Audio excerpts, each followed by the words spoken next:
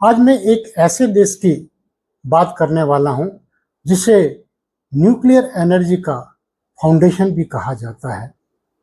वह देश जिसने सबसे पहले दिखाया कि चैन रिएक्शन को सस्टेन किया जा सकता है, लेकिन उसी देश ने उसका विनाशकारी रूप भी हमें दिखाया।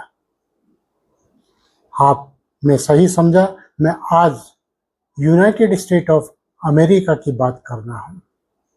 वक्त बदला और कुछ ऐसी घटनाओं की श्रृंखला सामने आई जिसने परमाणु ऊर्जा की नींव को हिलाकर रख दिया।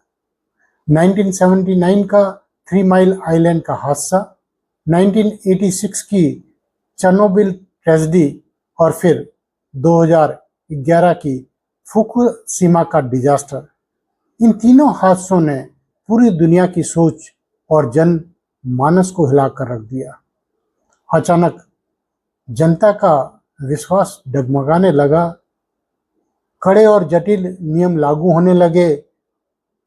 जब न्यूक्लियर सेक्टर में अमेरिका की रफ्तार धीरे हो रही थी, उसी समय रसिया सबसे बड़ा एक्सपोर्टर बन के उभरा।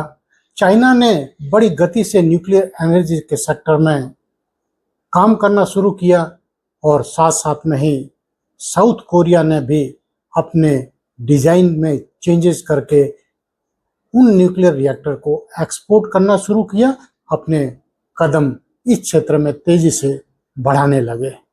इसके कारण अमेरिका का जो प्रभुत्व कई दशकों से इस क्षेत्र में था, धीरे धीरे वो कम होने लगा। समय के साथ साथ ऊर्जा की जरूरतें भी बढ़ती जा रही हैं और इसके साथ साथ ही कार्बन फ्री एनर्जी की रिक्वायरमेंट भी बढ़ती जा रही है। कुछ देशों ने इस दिशा में बहुत ही महत्वपूर्ण कदम उठाए हैं। उन्होंने न्यूक्लियर एनर्जी सेक्टर में जनरेशन 4+ के रिएक्टर को डिजाइन किया है, जो कि बहुत ही ज़्यादा सेफ हैं। इसके अलावा स्मॉल मॉड्यूलर रिएक्टर के बारे में भी बहुत ज़्यादा प्रोग्रेस अभी हो रही है, तथा साथ साथ में ही माइक्रो SMR, जो कि बहुत ही कॉम्पैक्ट है और कहीं पे भी लगाए जा सकते हैं, उनके निर्माण और डिजाइन के बारे में भी बहुत ज़्यादा प्रोग्रेस हो रही है। इन सभी को देखते हुए अमेरिका को लगा कि वो कहीं इस रेस में वो पीछे ना रह जाए। इसी सोच के साथ 23 मई 2025 को अमेरिकी राष्ट्रपति ने एक बहुत ही क्रांतिकारी और ऐतिहासिक एग्जीक्यूटिव ऑर्डर को जारी किया। इन आदेशों में एक बहुत बड़ा निर्देश दिया गया था कि 4 जुलाई 2026 यानी अमेरिकी स्वतंत्रता दिवस से पहले कम से कम 3 जो टेस्ट रिएक्टर डिजाइन किए जा रहे हैं अमेरिका द्वारा, उनको क्रिटिकल करके डेमोन्स्ट्रेट करना।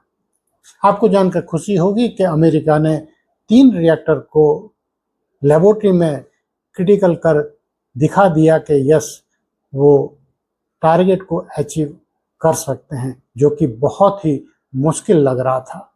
तो मुझे लगता है कि आने वाला दशक केवल सामान्य ऊर्जा का दशक नहीं होगा, ये सुरक्षित, स्वच्छ, विश्वसनीय और न्यूक्लियर एनर्जी का स्वर्णिम युग होगा। इसमें भारत एक साइलेंट प्लेयर नहीं होगा, बल्कि एक लीडर बनकर लीड करेगा। Thank you very much.